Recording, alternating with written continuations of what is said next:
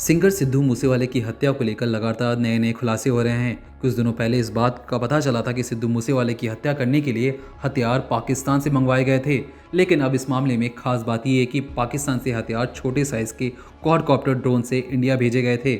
ऐसा पहली बार है कि पंजाब में लोकल गैंगस्टर द्वारा इस्तेमाल किए जाने वाले हथियारों की खेप ड्रोन के जरिए सप्लाई करने की जानकारी सामने आ रही है। इससे पहले बब्बर खालसा और लश्कर जैसे आतंकियों को हथियार सप्लाई करने के लिए ये तरीका अपनाया जाता था, जिसके लिए आईएसआई और सीमा पर बैठे खालिस्तान मूवमेंट से जुड़े संगठन सप्लायरों की मदद किया करते थे। रिपोर्ट्स के मुताबिक फिरोजपुर, फजिलिका और वाघा बॉर्डर के पास पाकिस्तान में करीब 6 ड्रोन सेंटर बनाए गए हैं, जिसके जरिए उन्हें भारत की सीमा में दाखिल कराने की कोशिश की जाती है।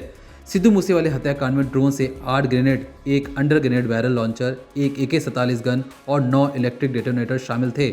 आपको बता दें कि क्वाडकॉप्टर ड्रोन 10 किलो तक का भार उठा सकता है। पुलिस को अब तक गिरफ्तार किए गए आरोपियों के पास से जो हथियार मिले हैं, उसकी जांच में ये बात सामने आई है कि सैन्य इस्तेमाल में इन हथियारों और एक्सप्लोसिव का उपयोग किया जाता था। 1 महीने पहले हथियारों की खेप पंजाब के फतेहाबाद में पहुंची थी और इन्हीं हथियारों को लेकर शूटर प्रियव्रत, अंकित और दीपक इसी रास्ते मानसा पहुंचे थे।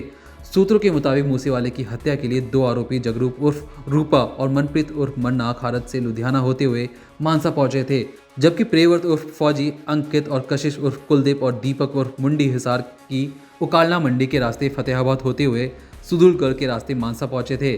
कत्ल के बाद जगरूप उर्फ रूपा और मनप्रीत लुधियाना के रास्ते फरार हुए थे, जबकि प्रियव्रत उर्फ फौजी, अंकित, कशिश उर्फ कुलदीप और दीपक उर्फ मुंडी मानसा के बाद फतेहाबाद एक होटल में 29 मई की रात रुके थे।